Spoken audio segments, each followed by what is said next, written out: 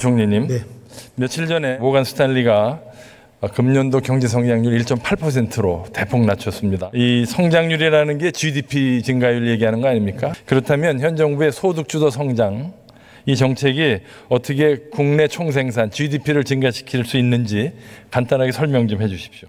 그동안 나타난 결과를 보면 성장 기반을 만드셨다고 했는데 성장률은 자꾸 떨어지고 있고요.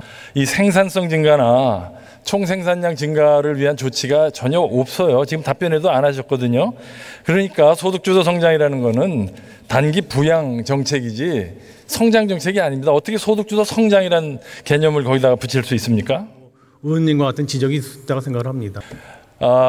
이명박 박근혜 정부 동안에는 그래도 지속적으로 소득 분배가 개선이 됐고 성장이 지속이 되었습니다. 현 정부 들어서 소득 분배도 악화되었고 성장도 저하되었습니다.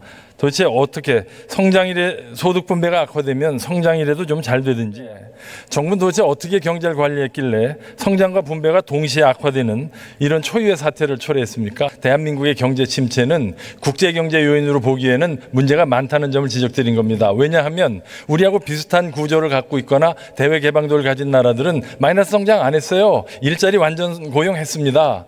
대한민국만 지금 국제적으로 예외적인 거 아닙니까? 의원님, 지금 제가 1사분기 성장률이 마이너스 0.4%가 나온 거에 대해서는 뭐 저는 전체적으로 국민들께도 송구스럽게 생각합니다. 아까 부총리께서 말씀하신 대로 근본적으로 지금 한국 경제가 장기 추세적으로 잠재 성장률이 내려가고 있잖아요. 네, 그렇습니다. 잠재 성장률이 내려가고 있는데 거기다 대고 계속 돈을 풀고 재정을 확장하면 경제에 거품이 초래됩니다. 이건 마치 잡초가 많은 꽃밭에 비료 뿌리는 격입니다. 상황을 더 악화시킬 뿐입니다. 문재인 정부 취임 이후에 취업자 수가 33만 명이 늘었습니다. 제가 전문가들에게 의뢰해서 취업자들의 근로시간을 모두 합한 총 노동시간 투입을 계산해 보니까 연 24억 7천 시간이 감소했습니다. 지난 2년 동안에 대한민국의 노동 투입량이 4%가 줄었습니다. 지금 이렇게 취업자 수 늘었는데 노동 총 투입 시간이 감소한 거는 당연한 거 아닙니까? 근로시간이 단축됐고 일자리를 쪼갰고 시간제 근무가 확산됐고 불완전 고용이 확대됐기 때문에 노동 투입이 감소하더라도 시간당 생산성이 올라가면 GDP는 안 줄어요.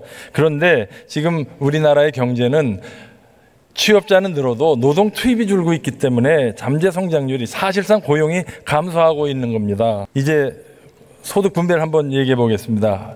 통계청 자료를 보면 2018년 말 전년 동기 기준으로 상위 20% 가구는 근로소득이 14% 증가했고 하위 저소득층 가구는 근로소득이 무려 36% 감소했습니다.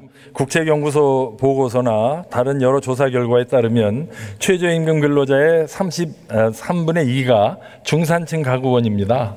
이건 잘 알려진 사실입니다. 그러니까 최저임금을 자꾸 올리면 올릴수록 그 혜택이 어디로 가겠습니까? 답변해 보세요. 3분의 2는 중산층으로 갑니다. 중산층 가구로. 그런데 오히려 가장 취약계층은 최저임금 급상승으로 근로 기회가 상실이 됩니다. 저소득층을 위한다는 최저임금 인상이 오히려 저소득층을 더 어렵게 하고 있습니다. 전 바로 이런 게 정책이라는 게 좋은 의도만 갖고 좋은 결과가 나오지 않는다는 걸 강조하고 싶습니다. 지금 현 정부는 계속 정의, 평등, 공정 얘기하잖아요. 결과는 반대 아닙니까? 저는 이게 현 정부의 무능을 보여주는 좋은 사례라고 생각합니다. 지금이라도 역설적이지만 저소득층을 위해서라도 소득 양극화를 막기 위해서라도 최저임금 인상을 자제하고 동결해야 하지 않겠습니까? 저는 의원님하고 생각을 같이 해서 최저임금이 좀 더 시장 수용성 있게 합리적으로 결정되는 것이 가장 바람직하다고 생각을 합니다.